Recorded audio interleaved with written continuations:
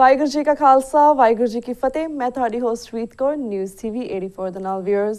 ਭਾਰਤ ਦੇ 65ਵੇਂ ਰਿਪਬਲਿਕ ਡੇ ਮੌਕੇ American president Obama ਨਵੀਂ ਦਿੱਲੀ ਵਿੱਚ ਸਪੈਸ਼ਲ ਗੈਸਟ ਦੇ ਤੌਰ ਤੇ ਸ਼ਾਮਿਲ ਹੋਏ। ਪਿਛਲੇ ਲਗਭਗ 8 ਮਹੀਨੇ ਤੋਂ ਦਿੱਲੀ ਤਖਤ ਤੇ ਕਾਬਜ਼ ਮੋਦੀ ਸਰਕਾਰ ਵੱਲੋਂ ਪ੍ਰੈਜ਼ੀਡੈਂਟ ਓਬਾਮਾ ਦੇ ਵਿਜ਼ਿਟ ਨੂੰ ਆਪਣੀਆਂ ਹਿੰਦੂਤਵੀ ਨੀਤੀਆਂ ਲਈ ਕਲੀਨ ਚਿੱਟ ਵਜੋਂ ਉਭਾਰਿਆ ਜਾ ਰਿਹਾ ਸੀ।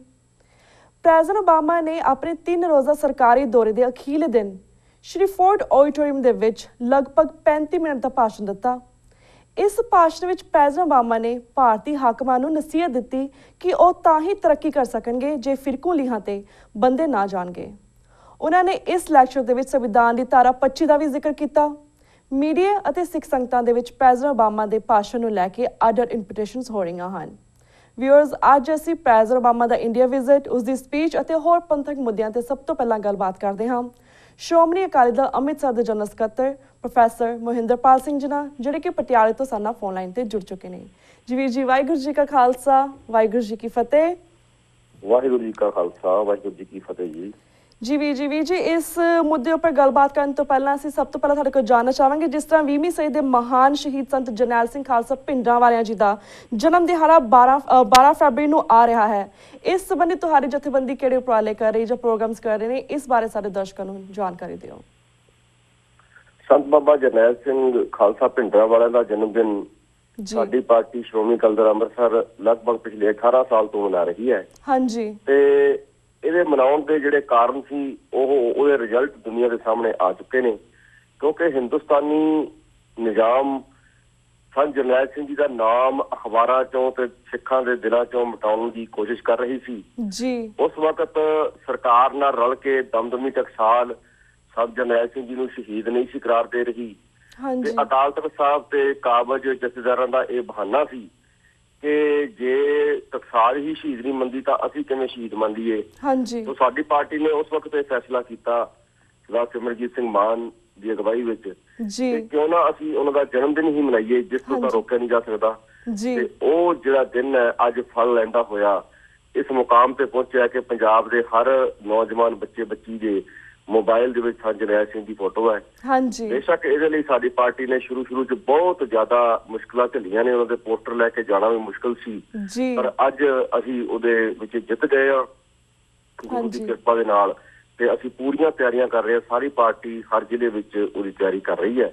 ਤੇ 12 ਫਰਵਰੀ ਨੂੰ ਅਸੀਂ ਸਾਰਿਆਂ ਨੂੰ ਸੱਦਾ ਵੀ ਦਿੰਦੇ ਹਾਂ ਕਿ ਉਹ ਸੰਤ ਜਰਨੈਲ ਸਿੰਘ ਭਿੰਡਰਾਂਵਾਲੇ ਦੇ ਜਨਮ ਦਿਨ ਦੇ ਉੱਤੇ ਇੱਕ ਚੈਲੰਜ ਦੇ ਰੂਪ ਵਿੱਚ ਹਿੰਦੁਸਤਾਨੀ ਨਿਜ਼ਾਮ ਨੂੰ ਫਤਿਹਗੜ੍ਹ ਸਾਹਿਬ ਪਹੁੰਚਾ। ਜੀ well, thank you so much for the information ਵੀਰ ਜੀ।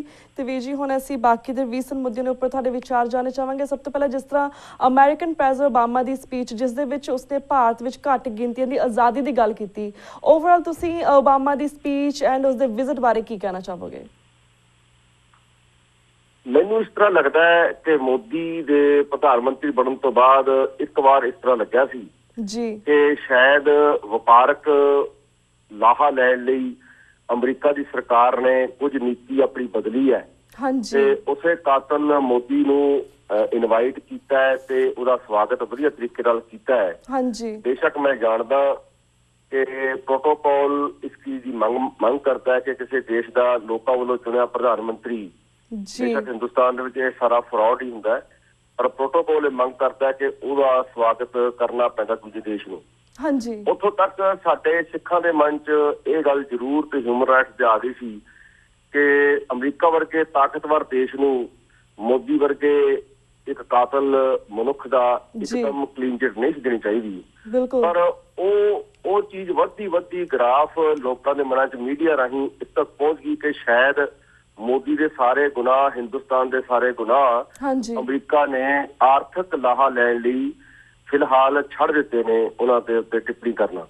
ਪਰ ਸਾਰਾ ਕੁਝ ਹੋਣ ਤੋਂ ਬਾਅਦ ਜਦੋਂ ਇਹ ਚੈਪਟਰ ਸ਼ੁਰੂ ਹੋਇਆ ਜਿਹਦੀ ਤੁਸੀਂ ਗੱਲ ਕੀਤੀ ਹੈ ਕਿ 35 ਮਿੰਟ ਦੇ ਭਾਸ਼ਣ ਦੇ ਵਿੱਚ ਬਾਰ-ਬਾਰ ਪ੍ਰੈਜ਼ੀਡੈਂਟ ਓਬਾਮਾ ਦਾ ਇਹ ਗੱਲ ਕਹਿਣਾ ਇੱਕ ਕਿਸਮ ਦੀ ਅਮਰੀਕਾ ਦੀ ਨੀਤੀ ਨੂੰ ਸਪਸ਼ਟ ਕਰਦਾ ਹੈ ਕਿ ਅਮਰੀਕਾ ਹਿਊਮਨ ਰਾਈਟਸ ਦੇ ਪੱਖ ਤੋਂ ਕਿਸੇ ਵੀ ਦੇਸ਼ ਨੂੰ, ਚਾਹੇ ਉਹ ਭਾਰਤ ਤੋਂ ਲੱਖਾਂ ਕਰੋੜਾਂ ਅਰਬਾਂ ਆਰਥਿਕ ਲਾਹਾ ਲੈਣਾ ਚਾਹੁੰਦਾ ਹੋਵੇ, ਸੌਦਾ ਵੇਚਣਾ ਚਾਹੁੰਦਾ ਹੋਵੇ, ਪਰ ਉਹ ਮਨੁੱਖੀ ਅਧਿਕਾਰਾਂ ਦੇ, ਕਿਸੇ ਦੇ ਧਰਮ ਦੇ ਵਿੱਚ ਦਖਲਅੰਦਾਜ਼ੀ ਜਾਂ ਜਿਵੇਂ ਸਿੱਖਾਂ ਨੂੰ ਸਪਰੈਸ ਕੀਤਾ ਗਿਆ ਹੈ ਹਿੰਦੁਸਤਾਨੀ ਨਿਜ਼ਾਮ ਦੇ ਵਿੱਚ, ਸੰਵਿਧਾਨ ਦੇ ਵਿੱਚ, ਉਹ ਸਵੀਕਾਰ ਨਹੀਂ ਕਰੇਗਾ। ਮੈਨੂੰ ਤਾਂ ਇਹ ਲੱਗਦਾ ਹੈ ਕਿ ਇਹ ਸਿੱਖਾਂ ਲਈ ਇੱਕ ਰਾਹਤ ਦੀ ਗੱਲ ਹੋਏਗੀ। ਘੱਟ ਗਿਣਤੀਆਂ ਲਈ ਹਿੰਦੁਸਤਾਨ ਦੇ ਵਿੱਚ ਜਿਹੜੇ ਕਿ ਦਬਾਏ ਜਾ ਰਹੇ ਨੇ ਨਿਜ਼ਾਮ ਰਾਹੀਂ, ਉਹਨਾਂ ਲਈ ਇਹ ਇੱਕ ਰਾਹਤ ਦੀ ਗੱਲ ਹੋਏਗੀ। ਤੇ ਸਾਨੂੰ ਵੀ ਚਾਹੀਦਾ ਸਿੱਖਾਂ ਨੂੰ ਕਿ ਅਸੀਂ ਇਸ ਤਰ੍ਹਾਂ ਦੀ ਇੱਕ ਪੜ੍ਹੀ ਲਿਖੀ ਲੌਬਿੰਗ ਕਰੀਏ ਸਾਰੇ ਸੰਸਾਰ ਦੇ ਵਿੱਚ ਕਿ ਪ੍ਰੈਜ਼ੀਡੈਂਟ ਓਬਾਮਾ ਨੇ ਜਿਹੜਾ ਇਸ਼ਾਰਾ ਕੀਤਾ ਹੈ, ਉਹਨਾਂ ਨੂੰ ਤੱਥ ਡੇਟਾਜ਼ ਪੇਸ਼ ਕਰਕੇ ਹਿੰਦੁਸਤਾਨੀ ਨਿਜ਼ਾਮ ਤੋਂ ਜਿਹੜਾ ਅਸੀਂ ਮਤਲਬ ਕਿ ਛੁਟਕਾਰਾ ਲਈਏ। ਸਾਡੇ ਤੇ ਜਿਹੜਾ ਸਪਰੈਸਿੰਗ ਹੋਈ ਹੈ, ਇਹ ਮੈਨੂੰ ਇਹ ਇਸ਼ਾਰਾ ਲੱਗਦਾ ਹੈ ਕਿ ਭਵਿੱਖ ਦੇ ਵਿੱਚ ਸਿੱਖਾਂ ਨੂੰ ਤੇ ਘੱਟ ਗਿਣਤੀਆਂ ਨੂੰ ਅਮਰੀਕਾ ਵਰਗੇ ਤਾਕਤਵਰ ਮੁਲਕ ਦੀ ਨੀਤੀ ਦੇ ਵਿੱਚ ਸ਼ਾਮਲ ਹੋ ਕੇ ਆਪਣੇ ਉੱਤੇ ਹੋਰ ਇੱਕ ਸ਼ਕਤੀ ਨੂੰ ਘੱਟ ਕਰਨ ਦਾ ਇੱਕ ਮੌਕਾ ਮਿਲੇਗਾ।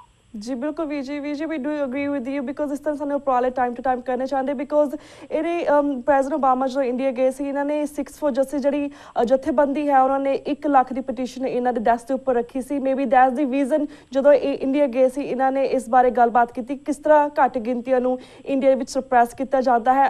Also he talked about article 25 ਜਿਹੜਾ ਕਿਉਂਕਿ ਆਰਟੀਕਲ 25 ਦਾ ਸਿੱਖਾਂ ਨੂੰ ਹਿੰਦੂ ਗਰਦਾਨਦਾ ਹੈ, ਉਸ ਬਾਰੇ ਵੀ ਇਹਨਾਂ ਨੇ ਗੱਲਬਾਤ ਕੀਤੀ ਸੀ। I think time to time ਸਾਨੂੰ ਇਹਨਾਂ ਨੂੰ as a being a Sikh ਵੀ ਸ਼ੁੱਡ ਰਿਮਾਈਂਡ ਪ੍ਰੈਜ਼ੀਡੈਂਟ ਓਬਾਮਾ ਜਾਂ ਫਿਰ ਕੋਈ ਹੋਰ ਵੀ ਪ੍ਰੈਜ਼ੀਡੈਂਟ ਹੁੰਦੇ ਕਿ ਸਾਡਾ ਕੀ ਕਿਸ ਤਰ੍ਹਾਂ ਦਾ ਸਾਡਾ ਕੀ ਕੀਤਾ ਜਾਂਦਾ ਪੰਜਾਬ ਦੇ ਵਿੱਚ ਜਾਂ ਫਿਰ ਇੰਡੀਆ ਦੇ ਵਿੱਚ ਸਾਡਾ ਕਿਸ ਤਰ੍ਹਾਂ ਧੱਕਾ ਕੀਤਾ ਜਾਂਦਾ ਹੈ। So thank you so much ਕੀ ਫॉर दैट ਇਨਫੋਰਮੇਸ਼ਨ। ਪਰਵੀਰ ਜੀ, ਜਿਸ ਤਰ੍ਹਾਂ ਹੁਣ ਭਾਈ ਜਗਤਾਰ ਸਿੰਘ ਤਾਰਾ ਨੂੰ ਰੀਸੈਂਟਲੀ ਐਕਸਟ੍ਰਾਡਾਈਟ ਕਰਕੇ ਥਾਈਲੈਂਡ ਦੀ ਗਵਰਨਮੈਂਟ ਨੇ, ਥਾਈਲੈਂਡ ਦੀ ਸਰਕਾਰ ਨੇ ਉਹਨਾਂ ਨੂੰ ਇੰਡੀਆ ਭੇਜ ਦਿੱਤਾ ਹੈ।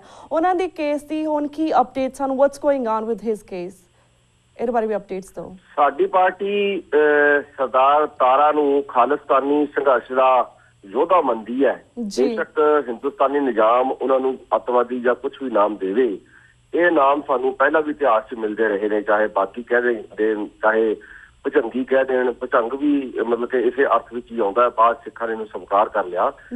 ਸੋ ਇਹ ਸਾਰਾ ਕੁਝ ਹੀ ਜੇ ਸਰਦਾਰ ਤਾਰਾ ਦੇ ਕੇਸ ਦੇਖਿਆ ਜਾਵੇ, ਸਾਡੀ ਪਾਰਟੀ ਨੇ ਇਹਦੀ ਗੰਭੀਰਤਾ ਨੂੰ ਮਹਿਸੂਸ ਕਰਦਿਆਂ ਜਦੋਂ ਥਾਈਲੈਂਡ ਦੇ ਵਿੱਚ ਭਾਈ ਤਾਰਾ ਦੇ ਫੜਨ ਦੀ ਖਬਰ ਮਿਲੀ ਹੈ ਤਾਂ ਸਰਦਾਰ ਸਿਮਰਜੀਤ ਸਿੰਘ ਮਾਨ ਨੇ ਇੱਕ ਬਹੁਤ ਵੱਡੀ ਡਿਟੇਲਡ ਅਰਥ ਭਰਪੂਰ ਚਿੱਠੀ ਐਮਬੈਸੀ ਨੂੰ ਲਿਖੀ ਸੀ ਥਾਈਲੈਂਡ ਦੀ ਨੂੰ, ਪਰ ਉਹਦੇ ਤੇ ਸ਼ਾਇਦ ਹਿੰਦੁਸਤਾਨੀ ਨਿਜ਼ਾਮ ਦਾ ਬਹੁਤ ਜ਼ਿਆਦਾ ਦਬਾਅ ਸੀ।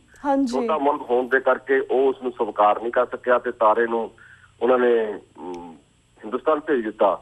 ਪਰ ਉਸ ਤੋਂ ਬਾਅਦ ਜਦੋਂ ਪਟਿਆਲਾ ਦੀ ਅਦਾਲਤ ਵਿੱਚ ਪੇਸ਼ ਕੀਤਾ ਗਿਆ ਤਾਂ ਸਰਦਾਰ ਸਿਮਰਜੀਤ ਸਿੰਘ ਮਾਨ ਸਾਰੀਆਂ ਰੁਕਾਵਟਾਂ ਤੋੜ ਕੇ ਤਾਰੇ ਨੂੰ ਮਿਲੇ ਤੇ ਇਹ ਸੁਨੇਹਾ ਦਿੱਤਾ ਸੰਸਾਰ ਨੂੰ ਕਿ ਸਿਮਰਨਜੀਤ ਸਿੰਘ ਮਾਨ ਤੇ ਉਹਦੀ ਪਾਰਟੀ ਜਿਹੜੀ ਹੈ ਉਹ ਖਾਲਿਸਤਾਨੀ ਤੇ ਸਿੱਖਾਂ ਦੀ ਆਜ਼ਾਦੀ ਦੇ ਯੋਧਿਆਂ ਨੂੰ ਕਦੇ ਵੀ ਵਿਸਾਰ ਨਹੀਂ ਸਕਦੀ ਤੇ ਉਹਨਾਂ ਦਾ ਪੂਰਾ ਸਾਥ ਦੇਗੀ। ਅਸੀਂ ਸੰਸਾਰ ਨੂੰ ਵੀ ਇਹੀ ਸੁਨੇਹਾ ਦੇਣਾ ਚਾਹੁੰਦੇ ਹਾਂ ਤੁਹਾਡੇ ਮਾਧਿਅਮ ਰਾਹੀਂ ਕਿ ਸਰਦਾਰ ਤਾਰਾ, ਸਰਦਾਰ ਹਵਾਰਾ, ਭਿਓਰਾ, ਭਾਊ ਜੀ, ਇਹ ਸਾਰੇ ਜਿਹੜੇ ਸਾਡੇ ਜੇਲ੍ਹਾਂ ਵਿੱਚ ਬੈਠੇ ਨੇ ਜਾਂ ਸ਼ਹੀਦ ਹੋ ਗਏ ਲੋਕ ਨੇ, ਇਹਨਾਂ ਨੇ ਆਪਣੇ ਨਿੱਜੀ ਮਫਾਦ ਲਈ ਕੋਈ ਲੜਾਈ ਨਹੀਂ ਲੜੀ। ਇਹ ਕੇਵਲ ਤੇ ਕੇਵਲ ਸਿੱਖਾਂ ਦੇ ਗਲੋਂ ਗੁਲਾਮੀ ਲਾਉਣ ਦੀ ਜਿਹੜੀ ਖਾਲਿਸਤਾਨੀ ਆਜ਼ਾਦੀ ਦੀ ਲਹਿਰ ਹੈ, ਇਹ ਉਹਦੇ ਯੋਧੇ ਨੇ ਤੇ ਇਹਨਾਂ ਦਾ ਪੂਰਾ ਸਾਥ ਦੇਣਾ ਚਾਹੀਦਾ। ਅਸੀਂ ਪਾਰਟੀ ਵੱਲੋਂ ਇੱਕ ਪੈਨਲ ਬਣਾ ਰਹੇ ਹਾਂ, 1-2 ਦਿਨਾਂ 'ਚ ਡਿਕਲੇਅਰ ਹੋ ਜਾਏਗਾ, ਜਿਹੜਾ ਭਾਈ ਤਾਰਾ ਦੇ ਸਾਰੇ ਕੇਸਾਂ ਦਾ ਜਿਹੜਾ ਹੈਗਾ ਉਹ ਜਿਹੜਾ ਕਾਨੂੰਨੀ ਤੌਰ ਤੇ ਹਰ ਪੱਖ ਤੇ ਨਿਗਾਹ ਵੀ ਰੱਖੇਗਾ, ਉਹਨੂੰ ਮਤਲਬ ਕਿ ਅੱਗੇ ਵੀ ਲਿਜਾਏਗਾ ਤੇ ਜਿੱਥੇ ਮਾਇਕ ਮਦਦ ਦੀ ਲੋੜ ਪਏਗੀ ਅਸੀਂ ਵਕੀਲਾਂ ਰਾਹੀਂ ਉਹ ਸਾਰਾ ਕੁਝ ਕਰਾਂਗੇ ਕਿਉਂਕਿ ਇਹਨਾਂ ਨੇ ਸਾਡਾ ਸਿੱਖਾਂ ਲਈ ਕੀਤਾ। ਸਾਡਾ ਤੇ ਇਹਨਾਂ ਸੰਘਰਸ਼ ਦਾ ਤਰੀਕਾ ਅੱਡ ਹੋ ਸਕਦਾ ਹੈ ਪਰ ਸਾਡਾ ਏਮ ਇੱਕੋ ਹੀ ਹੈ। ਇਸ ਲਈ ਸਾਡਾ ਤਾਰਾ ਜਿਹੜਾ ਹੈ ਉਹ ਸਾਡੇ ਖਾਲਿਸਤਾਨੀ ਸੰਘਰਸ਼ ਦਾ ਮਹਾਨ ਯੋਧਾ ਹੈ। ਜੀ ਬਿਲਕੁਲ ਵੀ ਜੀ ਤੁਸੀਂ ਗੱਲ ਕੀਤਾ ਕਿ ਸਾਡੇ ਖਾਲਿਸਤਾਨ ਦੇ ਇਹ ਮਹਾਨ ਯੋਧੇ ਨੇ, ਪਰ ਇਹ ਵੀ ਸੁਣਨ ਦੇ ਵਿੱਚ ਆਇਆ ਕਿਉਂਕਿ ਕਾਫੀ ਇੰਡੀਅਨ ਗਵਰਨਮੈਂਟ ਇਹਨਾਂ ਨੂੰ ਇੰਟਰਨੈਸ਼ਨਲ ਟੈਰਰਿਸਟ ਵਜੋਂ ਉਭਾਰਦੀ ਹੈ ਐਂਡ ਆਲਸੋ ਉਹਨਾਂ ਨੇ ਇਹਨਾਂ ਕਾਫੀ ਟੋਰਚਰ ਵੀ ਕੀਤਾ ਹੈ, ਵੀ ਸੁਣਨ ਵਿੱਚ ਆਇਆ ਹੈ। ਵੀ ਵੁੱਡ ਲਾਈਕ ਟੂ ਆਸਕ ਸਾਡੇ ਦਰਸ਼ਕਾਂ ਨੂੰ ਦੱਸੋ ਕਿ ਵਾਟ ਇਜ਼ ਗੋਇੰਗ ਔਨ ਉਹਨਾਂ ਦੇ ਜੇਲ੍ਹ ਦੇ ਵਿੱਚ ਜਾਂ ਫਿਰ ਜਿਹੜਾ ਉਹਨਾਂ ਨੂੰ ਇਨਵੈਸਟੀਗੇਸ਼ਨ ਹੋ ਰਹੀ ਹੈ ਉਸ ਵਿੱਚ ਕੀ ਪ੍ਰੋਬਲਮਸ ਆਈਆਂ ਨੇ ਤਾਰਾ ਸਿੰਘ ਜੀ ਨੂੰ? ਉਹਨਾਂ ਨੂੰ 3rd ਡਿਗਰੀ ਟੌਰਚਰ ਕੀਤਾ ਜਾ ਰਿਹਾ ਹੈ। ਇਹ ਸਾਰੇ ਪੱਖ ਅਸੀਂ ਵਕੀਲਾਂ ਨਾਲ ਸਲਾਹ ਕਰਕੇ ਲਿਆਵਾਂਗੇ ਕਿਉਂਕਿ ਹਿੰਦੁਸਤਾਨ ਅੰਤਰਰਾਸ਼ਟਰੀ ਤੌਰ ਤੇ ਕਦੇ ਵੀ ਆਪਣੇ ਵਾਅਦੇ ਪੂਰੇ ਨਹੀਂ ਕਰ ਸਕਿਆ। ਭਾਈ ਭੁੱਲਰ ਦੇ ਭਾਈ ਦਵਿੰਦਰਪਾਲ ਸਿੰਘ ਜੀ ਭੁੱਲਰ ਪ੍ਰੋਫੈਸਰ ਸਾਹਿਬ ਦੇ ਸਬੰਧ ਵਿੱਚ ਵੀ ਜਰਮਨ ਤੋਂ ਲਿਆ ਕੇ ਇਹਨਾਂ ਨੇ ਟ੍ਰੀਟੀ ਨੂੰ ਤੋੜਿਆ, ਉਸ ਉੱਤੇ ਹੋਰ ਕੇਸ ਪਾਏ ਨੇ, ਉਹਨੂੰ ਫਾਂਸੀ ਦੀ ਸਜ਼ਾ ਸੁਣਾ ਦਿੱਤੀ ਗਈ ਸੀ। ਇਸੇ ਤਰ੍ਹਾਂ ਭਾਈ ਦਇਆ ਸਿੰਘ ਲਾਹੌਰੀਆ ਨੂੰ ਅਮਰੀਕਾ ਤੋਂ ਲਿਆ ਕੇ ਉਸ ਤੇ ਇਹ ਵਾਅਦਾ ਕਰਕੇ ਕਿ ਇਸ ਤੇ ਹੋਰ ਕੇਸ ਨਹੀਂ ਪਾਏ ਜਾਣਗੇ, ਫਿਰ ਉਸ ਤੇ ਕੇਸ ਪਾਏ ਗਏ। ਇਸੇ ਤਰ੍ਹਾਂ ਹੀ ਜਿਹੜੀਆਂ ਇੰਟਰਨੈਸ਼ਨਲ ਟ੍ਰੀਟੀਜ਼ ਨੇ ਉਹਨਾਂ ਦੇ ਨਾਲ ਵਿਸ਼ਵਾਸਘਾਤ ਹਿੰਦੁਸਤਾਨ ਕਰਦਾ ਆ ਰਿਹਾ ਹੈ। ਇਹ ਸਾਰੇ ਪੱਖ ਅਸੀਂ ਉਭਾਰਾਂਗੇ। ਇਹੀ ਗੱਲ ਸਾਨੂੰ ਸ਼ੰਕਾ ਹੈ ਪੂਰਾ ਕਿ ਭਾਈ ਤਾਰਾ ਦੇ ਸੰਬੰਧ ਵਿੱਚ ਵੀ ਜਿਵੇਂ ਹੁਣ ਰੋਪੜ ਦੀ ਅਦਾਲਤ, ਕਦੇ ਜਲੰਧਰ ਦੀ ਅਦਾਲਤ, ਕਦੇ ਪਟਿਆਲਾ ਦੀ ਅਦਾਲਤ, ਕਦੇ ਬਠਿੰਡੇ ਵੱਲ, ਇਹ ਸਾਰੇ ਕੇਸ ਇਹਨਾਂ ਤੇ ਪਾਏ ਜਾਣਗੇ ਜਿਹੜਾ ਕਿ ਅੰਤਰਰਾਸ਼ਟਰੀ ਕਾਨੂੰਨਾਂ ਦੀ ਵੱਡੀ ਉਲੰਘਣਾ ਹੈ। ਅਸੀਂ ਯੂਐਨ ਤੱਕ ਅਪਰੋਚ ਕਰਾਂਗੇ ਤੇ ਚਾਹਾਂਗੇ ਕਿ ਹੋਰ ਸਿੱਖ ਜਥੇਬੰਦੀਆਂ ਜਿਹੜੀਆਂ ਇਹਨਾਂ ਕੰਮਾਂ ਪ੍ਰਤੀ ਸਿੰਸੀਅਰ ਨੇ ਉਹ ਸਾਡੇ ਨਾਲ ਮਿਲ ਕੇ ਜਾਂ ਅਸੀਂ ਉਹਨਾਂ ਨਾਲ ਮਿਲ ਕੇ ਇਸ ਚੀਜ਼ ਨੂੰ ਇੱਕ ਕੌਮੀ ਤੌਰ ਤੇ, ਸਿੱਖ ਕੌਮ ਦੇ ਤੌਰ ਤੇ, ਕੌਮੀ ਤੌਰ ਤੇ ਉਭਾਰੀਏ ਤਾਂ ਜੋ ਸਾਡੇ ਬੱਚਿਆਂ ਨਾਲ ਅਣਮਨੁੱਖੀ ਜਿਹੜਾ ਤਸ਼ੱਦਦ ਹੈ ਉਹ ਨਾ ਹੋ ਸਕੇ। ਜੀ ਤੇ ਵੀਰ ਜੀ ਸਾਡੇ ਕੋਲ 2 ਮਿੰਟ ਰਹਿ ਗਏ ਨੇ। ਇਹ ਦਿਨ ਜਿਸ ਤਰ੍ਹਾਂ ਦਿੱਲੀ ਦੇ ਵਿੱਚ ਮਾਥੁਰ ਕਮੇਟੀ ਨੇ ਆਪਣੀ ਰਿਪੋਰਟ ਦੇ ਵਿੱਚ ਕਿਹਾ ਹੈ ਕਿ ਨਵੰਬਰ 84 ਦੀ ਸਿੱਖ ਨਸਲਕੁਸ਼ੀ ਲਈ ਜ਼ਿੰਮੇਵਾਰ ਲੋਕਾਂ ਨੂੰ ਸਜ਼ਾਵਾਂ ਦੇਣ ਲਈ ਸਪੈਸ਼ਲ ਇਨਵੈਸਟੀਗੇਟਿਵ ਟੀਮਸ ਬਣਾਉਣੀਆਂ ਚਾਹੀਦੀਆਂ ਹਨ। ਇਹਨਾਂ ਨੂੰ ਹਮੇਸ਼ਾ ਇਹ ਇਨਵੈਸਟੀਗੇਸ਼ਨ ਟੀਮ ਉਸੇ ਵੇਲੇ ਯਾਦ ਆਉਂਦੀਆਂ ਨੇ ਜਦੋਂ ਚੋਣਾਂ ਨੇੜੇ ਹੁੰਦੀਆਂ ਨੇ ਜਾਂ ਵੋਟਾਂ ਚਾਹੀਦੀਆਂ ਹਨ ਸਿੱਖਾਂ ਦੇ ਬਾਰੇ, ਸਿੱਖਾਂ ਦੇ ਕੋਲੋਂ। ਇਸ ਬਾਰੇ ਤੁਸੀਂ ਆਪਣੇ ਕੀ ਵਿਚਾਰ ਰੱਖਦੇ ਹੋ? ਇਹਦੇ ਬਾਰੇ ਮੈਂ ਬਹੁਤਾ ਨਹੀਂ ਬੋਲਣਾ ਚਾਹੁੰਦਾ ਕਿਉਂਕਿ ਇਹ ਸਿੱਖਾਂ ਨੂੰ ਸੋਚਣਾ, ਹੁਣ ਇਹ ਫੈਸਲਾ ਲੈਣ ਦਾ ਟਾਈਮ ਸਿੱਖਾਂ ਦਾ ਹੈ। ਸਰਕਾਰਾਂ ਤਾਂ ਵਿਸ਼ਵਾਸਘਾਤ ਕਰਦੀਆਂ ਹੀ ਆ ਰਹੀਆਂ ਨੇ ਪਿਛਲੇ 67 ਸਾਲ ਤੋਂ ਸਿੱਖਾਂ ਨਾਲ, ਹਿੰਦੁਸਤਾਨ ਦੀ ਜਿਹੜੀ ਸਰਕਾਰ ਹੈ। ਸੋ ਇਹ ਤਾਂ ਉਹਦਾ ਹੀ ਇੱਕ ਹਿੱਸਾ ਹੈ। 9 ਕਮਿਸ਼ਨ ਪਹਿਲਾਂ ਬਣ ਗਏ, ਉਹਨਾਂ ਦੀ ਰਿਪੋਰਟ ਠੰਡੇ ਬਸਤੇ 'ਚ ਪਈ ਹੈ। ਸਾਲਾਂ ਦੇ ਸਾਲ ਬੀਤ ਜਾਂਦੇ ਨੇ। 5 ਸਾਲ ਵਾਜਪਾਈ ਦੀ ਸਰਕਾਰ ਰਹੀ, ਹੁਣ 10 ਮਹੀਨੇ ਤੋਂ। ਇਹ ਇੱਕ ਉਦਾਹਰਨ ਦੇ ਤੌਰ ਤੇ ਇੱਕੋ ਹੀ ਗੱਲ ਕਹਿ ਸਕਦੇ ਆ ਕਿ ਆਮ ਆਦਮੀ ਪਾਰਟੀ ਦੀ 49 ਦਿਨ ਜਿਹੜੀ ਸਰਕਾਰ ਰਹੀ ਹੈ ਉਹਨੇ SIT ਦੀ ਸਿਫਾਰਿਸ਼ ਕਰਤੀ ਸੀ ਤੇ ਫਿਰ ਦੁਬਾਰਾ ਇਨਵੈਸਟੀਗੇਸ਼ਨ ਦੀ ਕੀ ਲੋੜ ਸੀ? ਜਿਹੜਾ ਐਸਾ ਕੇਸ ਹੈ ਜਿਹੜਾ ਬਾਦਲ ਤੋਂ ਜਾਂ ਮੋਦੀ ਤੋਂ ਜਾਂ ਉਹਨਾਂ ਦੀ ਸਰਕਾਰ ਤੋਂ ਜਾਂ ਉਹਨਾਂ ਦੇ ਸੈਕਟਰੀਜ਼ ਤੋਂ ਜਾਂ ਉਹਨਾਂ ਦੇ ਜੱਜਿਸ ਤੋਂ ਭੁੱਲਿਆ ਹੋਇਆ ਵੀ ਜਿਹੜਾ ਦੁਬਾਰਾ ਸੋਚਣ ਦੀ ਲੋੜ ਪੈ ਜਾਵੇ। ਸੋ ਜਿਹੜੀ ਚੀਜ਼ ਸਾਹਮਣੇ ਦਿਸ ਰਹੀ ਹੈ ਕਿ ਫਲਾਣਾ ਬੰਦੇ ਨੇ ਕਤਲ ਕੀਤਾ ਹੈ, ਕਮਿਸ਼ਨ ਕਹਿ ਚੁੱਕੇ ਨੇ, ਅਦਾਲਤਾਂ 'ਚ 30 ਸਾਲ ਤੋਂ ਟ੍ਰਾਇਲ ਚੱਲ ਰਹੇ ਨੇ, ਸਾਰੇ ਪੱਖ ਸਾਹਮਣੇ ਆ ਗਏ। ਫਿਰ ਜੇ ਸਰਕਾਰ ਇਹ ਗੱਲ ਕਹਿੰਦੀ ਹੈ ਤਾਂ ਬਹੁਤ ਹੀ ਇੱਕ ਕਿਸਮ ਘਿਨਾਉਣੀਆਂ ਗੱਲਾਂ ਨੇ। ਇਹਨਾਂ ਦੇ ਬਾਰੇ ਸਾਨੂੰ ਬੋਲ ਬੋਲ ਕੇ ਅਸੀਂ ਅੱਕ ਗਏ ਹਾਂ। ਅਸੀਂ ਤਾਂ ਕਹਿ ਰਹੇ ਵੀ ਸਿੱਖ ਫੈਸਲਾ ਕਰਨ ਕਿ ਸੱਚ ਦੇ ਨਾਲ ਚੱਲਣ ਤੇ ਇਹਨਾਂ ਜਿਹੜੇ ਹਿੰਦੂ ਰਾਸ਼ਟਰਵਾਦ ਦਾ ਜਿਹੜਾ ਨਿਜ਼ਾਮ ਹੈ ਉਹਦੀ ਤਾਸੀਰ ਨੂੰ ਸਮਝਣ ਕਿ ਇਹ ਸਾਡੇ ਨਾਲ ਧੋਖਾ ਕਰ ਰਹੇ ਨੇ, ਸਾਡੀ ਕੌਮ ਨੂੰ ਖਤਮ ਕਰ ਰਹੇ ਨੇ। ਇਹਦੇ ਵਿੱਚ ਹੀ ਇੱਕ ਤਰੀਕਾ ਕਿ ਇੰਨੇ ਵੱਡੀ ਪੱਧਰ ਤੇ ਸਾਡਾ ਕਤਲੇਆਮ ਕਰਕੇ ਅੱਗੋਂ ਉਹਨੂੰ ਇਹਦਾ ਪੜਾ ਦਰ ਪੜਾ ਜਿਹੜਾ ਹੈਗਾ ਉਹ ਸਾਨੂੰ ਦੁਖੀ ਕਰਨ ਲਈ ਕਰਦਾ ਹੈ। ਜੀ ਬਿਲਕੁਲ ਬਿਲਕੁਲ ਵੀਰ ਜੀ ਥੈਂਕ ਯੂ ਸੋ ਮਚ।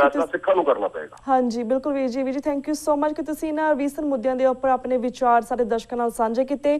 ਸਾਡਾ ਹੁਣ ਵਕਤ ਬ੍ਰੇਕ ਵੱਲ ਜਾ ਰਿਹਾ, ਤੁਹਾਡੇ ਕੋਲ ਇਜਾਜ਼ਤ ਲੈਣ ਦਾ ਟਾਈਮ ਹੋ ਗਿਆ ਵੀਰ ਜੀ।